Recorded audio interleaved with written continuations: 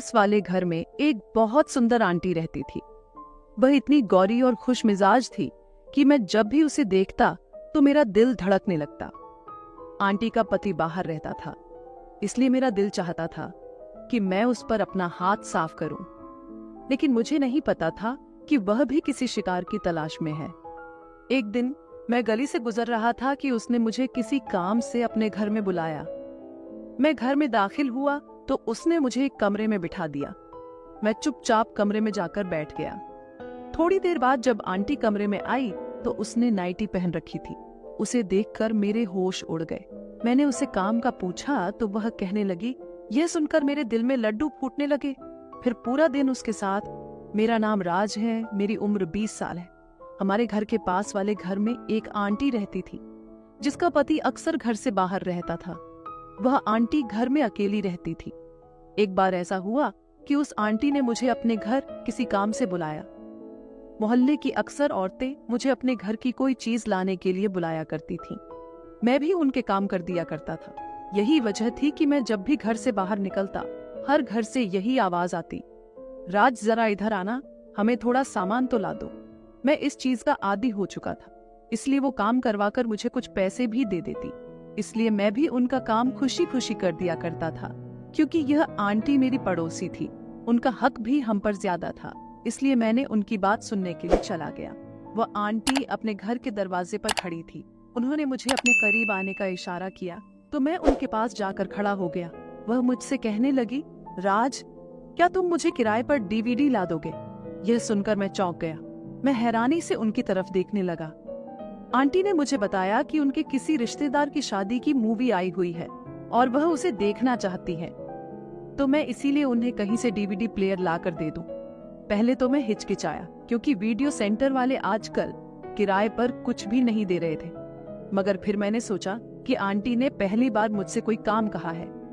अगर मैंने यह काम करने से इनकार कर दिया तो कहीं आंटी को बुरा न लग जाए, इसलिए मैंने उनसे वादा कर लिया कि मैं उन्हें डीवीडी प्लेयर जरूर ला कर दूंगा। उस वक्त दोपहर का टाइम था, इसलिए मैं घर चला गया। लेकिन जैसे ही शाम हुई तो मैं अपने मोहल्ले के वीडियो सेंटर पर चला गया। यह दुकान मेरे किसी दोस्त की थी, इसलिए दोस्त ने मेरे कहने पर डीवीडी प्लेयर दे दिया और मुझसे कहा कि वापस भी तुम ही लेकर आओगे। मैंने उसकी बात मान ली और आंटी के लिए डीवीडी प्लेयर ले आया। मैंने आंटी को डीवीडी प्लेयर दरवाजे पर देना चाहा तो वह कहने लगी कि अंदर आकर इसे हमारी एलसीडी के साथ सेट भी कर दो। उन्हें मूवी चलाना भी नहीं आती थी। मैं इस काम में मास्टर था, इसलिए मैं उनके घर चला गया।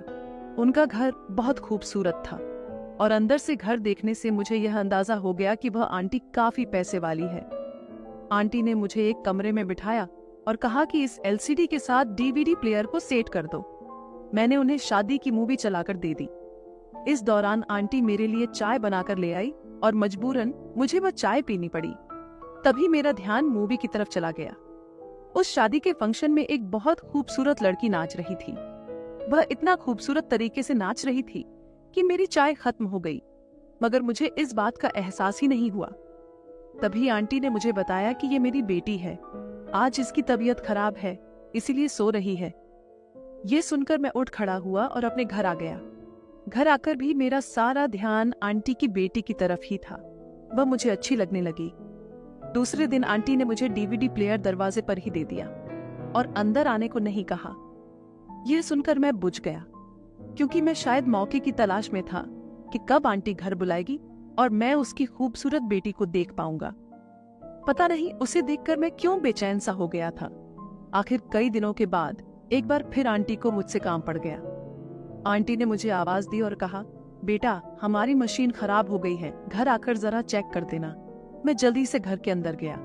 मैंने मशीन चेक की तो उसके अंदर एक कपड़ा फंसा हुआ था। मैंने वह कपड़ा निकाल दिया, मशीन स्टार्ट की तो वह चलने लगी। यह देखकर आंटी खुश हो गई और कहने लगी, शुक्र है ये ठीक हो गई, मुझे कपड़े धोने थे। फिर कहने लगी कि मेरी बेटी के उठने का वक्त हो गया है। मैं जाने लगा तो आंटी ने मुझे कुर्सी पर बैठने को कहा। अरे बैठो बेटा, मैं तुम्हारे लिए कुछ खाने को लाती हूँ। इसी दौरान आंटी मेरे लिए कुछ बिस्किट और चाय लेकर आ गई। मुझे ख्याल आने लगा कि आंटी की बेटी भी घर में रहती है, लेकिन अभी तक मैंने उसे नहीं देखा। अब मेरा सब्र बढ़ने लगा कि आंटी की बेटी को एक एक बार देख लूं। मैंने उसे शादी की मूवी में देखा था और पता नहीं वह कितने साल पुरानी मूवी थी, और मैं उसे इसलिए भी देखना चाहता था क्योंकि आंटी खुद भी बहुत खूबसूरत थी। इसलिए मेरे दिल में ख्याल आया कि आंटी इस उम्र में इस कदर खूबसूरत है तो उसकी बेटी कितनी खूबसूरत होगी। तभी आंटी कहने लगी, तुम कुछ देर बैठो, अभी मेरी बेटी आ रही होगी, तुम्हें मैं उससे मिलवाऊं। वैसे मेरी बेटी मेरी तरह बहुत खूबसूरत है, मगर मेरी तरह खुशमिजाज नहीं है, वह बहुत कम बोलती है। आंटी अपनी बेटी के बारे में मुझे बता रही थी। तभी उनकी बेटी वॉशरूम से बाहर निकली। उसे मेरा पता नहीं था, इसलिए वह बिना दुपट्टे के निकली। उसे देखकर मेरी आंखें फटी की फटी रह गईं, क्योंकि वह किसी परी से कम नहीं थी। उसके बाल गीले थे, ऐसा लग रहा था जैसे वह अभी शावर लेकर बाहर निकली है। उसने गुलाबी रंग का ड्रेस पहना था जिसमें वह अप्सरा लग रही थी। उसे देखकर मैं हक्का बक्का रह गया। मैं जल्दी से उठ खड़ा हुआ तो आंटी ने अपनी बेटी से कहा, यह हमारा पड़ोसी राज है, बड़ा ही अच्छा बच्चा है और मेरे तो अक्सर यह बहुत सारे काम कर देता है। ये सुनकर आंटी की बेटी ने मुझे रुक कर देखा और फिर अपने कमरे में चली गई। आंटी कहने लगी कि वह अजनबी लोगों से ज्यादा बात नहीं करती। मेरी बेटी ने छोटी सी उम्र में बहुत बड़े दुख देख लिए हैं। फिर मैंने बातों ही बातों में उनके पति के बारे में पूछा। इस सवाल पर वह थोड़ा सा परेशान हो गई। उन्होंने एक लंबी सी सांस भरी, फिर कहने लगी, वह पिछले 11 साल से अमेरिका में है, मगर कभी वापस नहीं आए। वह हर हफ्ते इतने पैसे भेजते थे कि हमें किसी चीज की कमी नहीं थी। लेकिन मेरी सिर्फ एक बेटी ही है। मेरा पति भी घर से दूर है, इसलिए घर में मर्द की बहुत कमी महसूस होती है। काश हमारे घर में भी कोई मर्द होता जो बाहर के सारे काम कर देता। यह बताते हुए उनके चेहरे पर एक अजीब सी बेबसी थी। न जाने क्यों मुझे उस वक्त उन पर बहुत दया आ रही थी। इसलिए मैंने उनसे यही कहा कि आप फिक्र नहीं करें, आपको जब भी किसी काम की जरूरत हो आप तुरंत मुझे आवाज दे दिया करें, मैं आपका हर काम कर दिया करूंगा। सारा दिन मैं फुर्सत में होता हूं, आप मुझे अपना ही समझें। यह सुनकर वह आंटी बहुत खुश हुई। इसके बाद मैं अक्सर आंटी के घर के बाहर फिरने लगा और वह भी बाहर आकर खड़ी हो जाती। जैसे ही उसकी नजर मुझ पर पड़ती वह मुझे तुरंत आवाज देती, राज जरा इधर आना, मुझे आटा ला दो, कभी दूध लेकर आना। मैं भागकर उनके सारे काम कर देता। एक दिन मुझे उनके घर से एक बहुत प्यारी आवाज आई, राज जरा इधर आना। जब मैंने उसे देखा तो मेरे होश उड़ गए, क्योंकि वो आंटी की बेटी कुसुम थी। मैं भागता हुआ उसके पास गया तो वह कहने लगी, आज मेरी माँ की तबीयत खराब है, इसलिए प्लीज दूध ला दो। ये सुनकर मैं दुकानदार के पास गया और दूध लेकर आया।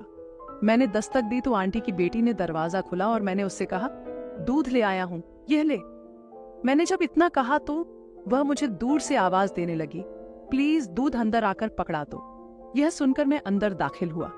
इसके बाद वह मुझसे कहने लगी, मेरी माँ के पास कुछ देर बैठ जाओ। मैं उनके कमरे में चला गया जहां वह सो रही थी। तभी उनकी बेटी ने मुझसे पूछा, राज चाय पियोगे? उसकी आवाज में जैसे कोई नशा था। मेरे मुंह से जी के अलावा कुछ ना निकला, क्योंकि मैं बहुत घबराया हुआ था। मगर उस वक्त उसके चेहरे पर अजीब सी मुस्कुराहट थी जिसे मैं समझ नहीं पाया। कुछ ही देर बाद वह चाय बनाकर अंदर दाखिल हुई और मुझसे पूछा, राज माँ तुम्हारी बहुत तारीफ कर रही थी, तुम क्या करते हो? जिस पर मैंने जवाब दिया, मैं सारा दिन फ्री ही होता हूँ। यह सुनकर वह हंसने लगी। मैंने देखा कि वह हंसते हुए बहुत अच्छी लगती थी। फिर वह कुछ सोचकर उदास हो गई। मैं चाय पीते वक्त कभी आंटी की तरफ देखता और कभी उनकी बेटी की तरफ, और कभी नजरें झुका लेता। उनकी बेटी को 24 से 25 साल की जवान लड़की थी, मगर वह इस कदर खूबसूरत थी कि वह 18 साल की लगती थी। मैंने उससे पूछा, आप क्या करती हैं? ये सुनकर वह कहने लगी, मैं 18 साल की थी जब मेरे पापा ने मेरी शादी कर दी, लेकिन शादी के कुछ महीनों बाद मेरे पति की मौत हो गई, तो ससुराल वालों ने यह कहकर मुझे घर से निकाल दिया कि मैं मनहूस हूँ। यह सुनकर मैं हैरान रह गया, क्योंकि वह कहीं से भी शादीशुदा नहीं लग रही थी। अब मैंने उसके चेहरे की तरफ देखा कि अचानक आंटी की आवाज गूंजी, राज तुम्हारी शादी हो गई है।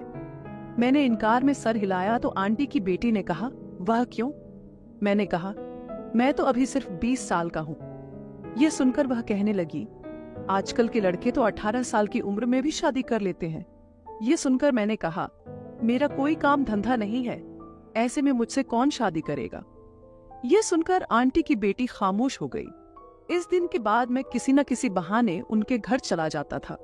आंटी भी मुझे अंदर आने से मना नहीं करती थी और अब उनकी बेटी भी मेरे साथ बिना झिझक बात करती थी।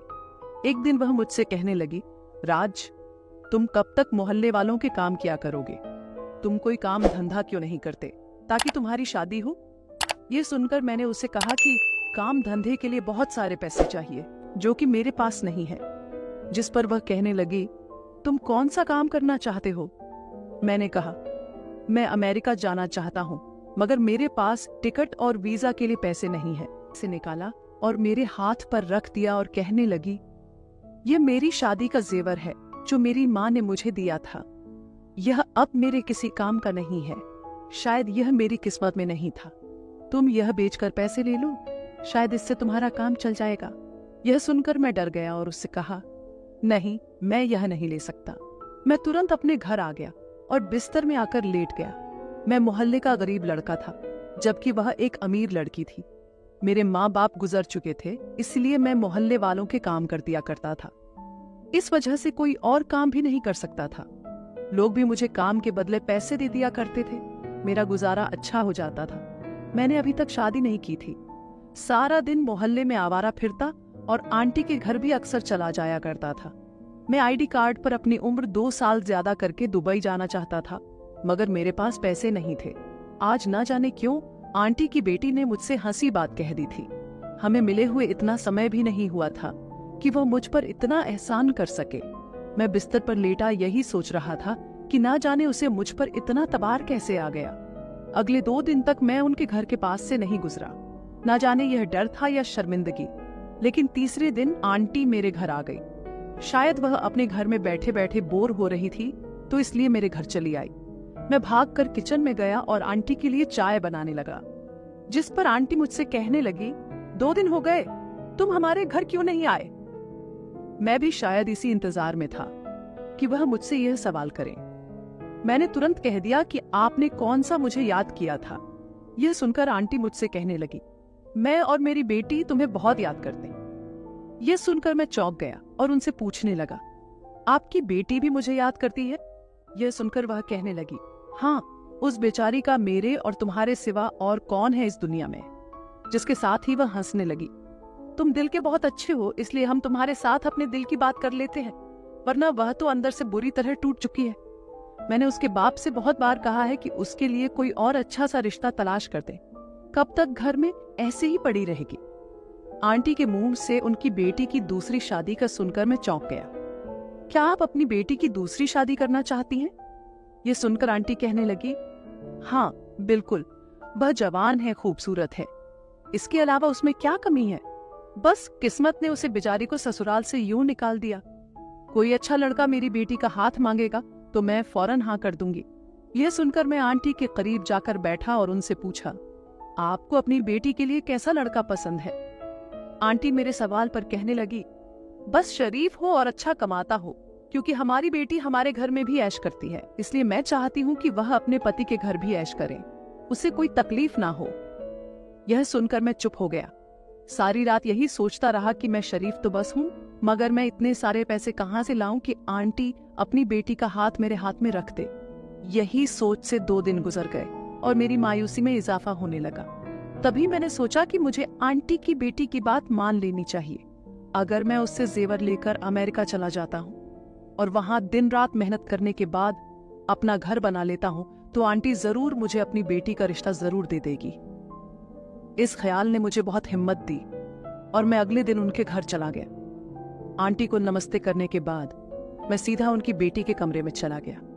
वह भी बिस्तर पर लेटी हुई थी। उसे इस तरह देखकर मैंने नजरें चुरा ली, लेकिन अब मैं वहां से नहीं जा सकता था, क्योंकि मुझे उससे जरूरी बात करनी थी। इसलिए मैं सोफे पर बैठ गया। वह मेरी तरफ देखकर कहने लगी, मैं तुमसे बहुत नाराज हूं, तुम इतने दिन हमारे घर क्यों नहीं आए? ये सुनकर मैंने कहा, मैं डर गया था। जिस पर वह हंसने लगी, क्यों, क्या तुम मुझसे डर गए थे? यह सुनकर मैं खामोश हो गया। वह अपने बिस्तर से उठी और सोफे पर आकर बैठ गई। मैं उसे अपने इतने करीब देखकर घबरा गया। मेरे माथे पर पसीना छूटने लगा। मैंने कभी ख्वाब में भी नहीं सोचा था कि वह मेरे इतना करीब आकर बैठ जाएगी। उसने मेरे हाथ पर अपना हाथ रखा और कहने लगी, राज, तुम कोई काम क्यों नहीं करते? ना जाने क्यों उसकी बात से मेरी आंखें भर आईं। मैंने उसे कहा, मेरे माँ बाप मर गए हैं, मुझे बस 2 वक्त की रोटी मिल जाती है, इसलिए मैं कमाकर क्या करूंगा। यह सुनकर वह नाराज होकर सोफे से उठने लगी। यही वह मौका था। मैंने उसका हाथ पकड़कर उसे दूर जाने से रोका। वह कहने लगी, राज, तुम अमेरिका चले जाओ, वहां जाकर बहुत सारा पैसा कमाओ, फिर अपना घर लो और शादी कर लो। मोहल्ले वाले कब तक तुम्हें पैसे देंगे? ये कहकर उसने मेरा हाथ पकड़ा और अलमारी से जेवर निकालकर मेरे हाथ पर रख दिया और कहने लगी, यह मेरी शादी का जेवर है, यह मेरे किसी काम का नहीं है, उधार समझकर ले लो, अमेरिका जाकर वापस कर देना। यह कहकर उसने अपनी आंखें बंद कर ली। उसके चेहरे पर अजीब सी चमक थी। मैं फैसला कर चुका था कि मैं इस बार उसे इनकार नहीं करूंगा, इसलिए मैंने उससे जेवर ले लिया और उसे कहा, तुम्हारा यह एहसान मैं कभी नहीं भूलूंगा। यह सुनकर वह कहने लगी, यह एहसान नहीं, प्यार है। प्यार का बदला कोई नहीं चुका सकता। तुम मेरी माँ के काम दिल से करते हो, तुम्हारी वजह से माँ को थोड़ा सुकून का एहसास होने लगा है, इसलिए मैं तुम्हारी कदर करती हूँ, वरना मैं कभी भी अपना जेवर उठाकर ऐसे किसी अनजान को ना देती। उस दिन मैं आंटी के घर से निकला तो सीधा अपने दोस्त के पास चला गया, जिसका भाई अमेरिका में काम करता था। मैंने उसके हाथ पर पैसे रखे और कहा, मेरा अमेरिका जाने का इंतजाम करो। यह सुनकर उसने अपने भाई से बात की और यूं 1 महीने के अंदर अंदर मेरे अमेरिका जाने के तमाम इंतजाम हो गए। मैंने आंटी के घर आकर उन्हें यह बात बताई तो वह उदास हो गई और कहने लगी, तुम अमेरिका जा रहे हो, अब हमारे घर के काम कौन करेगा? ये सुनकर मैं हंस पड़ा। मैं कुसुम के कमरे में आया, उसे यह खुशखबरी सुनाई तो वह बहुत खुश हुई और कहने लगी, राज, दिल लगाकर काम करना। यह सुनकर मैंने चुपके से कहा, दिल लगाकर काम नहीं करूंगा, क्योंकि मैं अपना दिल तो यहाँ छोड़कर जा रहा हूँ। यह कहकर मैं वहां से चला गया, सामान पैक किया और एयरपोर्ट पहुंच गया। पहला महीना मेरे लिए बहुत मुश्किल था, क्योंकि मैं उसी दोस्त के भाई के पास काम करता था जिसने मुझे अमेरिका बुलाया था, जहां का काम मुश्किल से समझ में आता था। इसलिए मुझे 1 महीना लग गया, मगर जैसे ही मुझे काम समझ आया, मैंने सबसे पहले आंटी के घर कॉल की और उन्हें अपनी सलामती बताई। आंटी मेरे बारे में सुनकर बहुत खुश हुई और मुझे बहुत सारी दुआएं दी और फिर फोन कुसुम को दे दिया। मेरा दिल धड़कने लगा। मुझे समझ नहीं आ रहा था कि मैं उससे क्या बात करूं।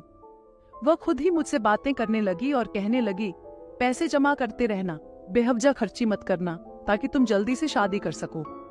यह सुनकर मैं हंस पड़ा। शायद वह भी मुझसे प्यार करने लगी थी। यूं हर हफ्ते में आंटी के घर फोन करता था। मैं जब भी आंटी के घर फोन करता तो आंटी थोड़ी देर मेरे साथ बात करके अपनी बेटी को फोन पकड़ा देती थी और फिर हम काफी देर तक बातें करते रहते थे। इससे मेरे दिल को तसल्ली हो जाती थी और मैं एक बार फिर से जी जान लगाकर अपने काम में लग जाता। मुझे तनख्वाह मिली तो मैंने कुसुम से पूछा कि मैं अमेरिका से तुम्हारे लिए क्या गिफ्ट भेजूं। यह सुनकर वह शर्माने लगी और कहा, मुझे कुछ नहीं चाहिए। मैं उससे बहुत कहता रहा, मगर वह मेरी बात टाल देती। मैंने सोच लिया कि उसने मेरी मदद की थी, इसलिए मैं कुछ ना कुछ उसे जरूर भेजूंगा, मगर वह गिफ्ट का नाम सुनकर ही शर्मा जाती थी। मैं हर हफ्ते उसे फोन करता था और उससे पूछता कि तुम्हारे लिए क्या भेजूं। एक रोज वह कहने लगी, तुम इतनी ही जिद करते हो तो मेरे लिए वो ले आना। यह सुनकर मैं हंस पड़ा और उससे कहने लगा, मेरी भी एक शर्त है। उसकी बात सुनकर वह पूछने लगी, कैसी शर्त? जिस पर मैंने कहा, यह बात मैं आकर बताऊंगा। मेरी बात सुनकर वह चुप हो गई। यूं मुझे 2 साल हो गए। मेरा वीजा खत्म हो गया। मैंने अपना वीजा दोबारा रिन्यू किया, लेकिन मैं अपने घर ना जा सका। मैं जाना भी नहीं चाहता था, क्योंकि मैं जिस मकसद के लिए आया था उसको पूरा करना चाहता था और मेरा मकसद था बहुत सारा पैसा इकट्ठा करना। फिर कुछ समय बाद मैंने छुट्टी ले ली। जैसे ही मुझे काम से छुट्टी मिली, मैं तुरंत वापस चला गया। आंटी से मिला। वह मुझे देखकर बहुत खुशी हुई और गले से लगा लिया। वह मुझे देखकर कहने लगी, तुम तो बहुत जवान और खूबसूरत हो गए हो। फिर आंटी के घर में बैठ गया और मैंने उनसे बात की कि मैं आपकी बेटी से शादी करना चाहता हूँ। उन्हें मेरी बात सुनकर थोड़ी हैरानी जरूर हुई, मगर उन्हें मेरी बात पर ऐतराज नहीं था। लेकिन मेरा दिल उस वक्त टूट गया जब उनकी बेटी ने मेरे साथ शादी करने से इनकार कर दिया। वह कहने लगी, राज, तुम मुझसे बहुत साल छोटे हो। मुझे बहुत दुख हुआ। मैं सर झुकाए बैठा रहा क्योंकि मेरी सारी उम्मीदों पर पानी फिरता हुआ नजर आ रहा था। मैंने अपना बैग खोला और कुछ कपड़े जो मैंने आंटी और उसकी बेटी के लिए लेकर आया था उनके सामने रख दिए, जिसको उन्होंने खुशी से ले लिया। फिर मैंने जेब से पैसे निकाले और उसके हाथ पर रख दिए। वह कहने लगी, यह क्या है? मैंने कहा, यह वो रकम है जो तुमने मुझे जाने से पहले दी थी। इसके साथ मैंने उसका शुक्रिया भी अदा किया। उसने खामोशी से वह पैसे पकड़े और उठाकर अलमारी में रख दिए। मैंने उनसे इजाजत ली और घर आ गया। दिल तो कर रहा था कि अगले रोज ही वापसी का टिकट लूं और वापस अमेरिका चला जाऊं। वैसे भी अब मेरा कौन था यहाँ पर। रात का खाना खाने को भी जी नहीं कर रहा था। मैं खामोशी से जाकर अपने कमरे में लेट गया। सुबह हुई तो मोहल्ले वालों से मुलाकात हुई। वह कहने लगे, तुमने बहुत अच्छी किस्मत पाई है जो तुम इतनी जल्दी अपने पैरों पर खड़े हो गए। मगर मेरा दिल तो अंदर से बुझा हुआ था। मैं 1 हफ्ते की छुट्टी लेकर आया था, मगर 1 हफ्ते में ही वापसी की टिकट बुक करवा ली। जाने से पहले एक बार फिर किस्मत आजमाने का सोचा और आंटी से जाकर कहा कि किसी तरह अपनी बेटी को मना ले। मैं उम्र में छोटा हूँ तो क्या हुआ, आपकी बेटी मेरे साथ बहुत खुश रहेगी। आंटी भी यही चाहती थी कि उसकी बेटी की शादी जल्दी से जल्दी हो जाए। आखिरकार मैंने और आंटी ने बहुत जोर लगाया और फिर कुसुम को हमारी बात मानना ही पड़ी। उसकी हाँ पर मेरी खुशी का ठिकाना ना रहा और यूं हमारी शादी हो गई। मुझे मेरा प्यार मिल गया और मैं उसे अपने साथ अमेरिका ले गया। अब मेरे पास एक अच्छी नौकरी और अपना घर है। तो दोस्तों, कैसी लगी मेरी ये कहानी? अगर मेरी ये कहानी आपको अच्छी लगी तो कमेंट सेक्शन में जरूर बताइएगा। और ऐसी ही कहानी और सुनने के लिए मेरे चैनल भाभी की कहानी को सब्सक्राइब करें। फिर मिलूंगी एक नई और कहानी के साथ। तब तक के लिए बाय।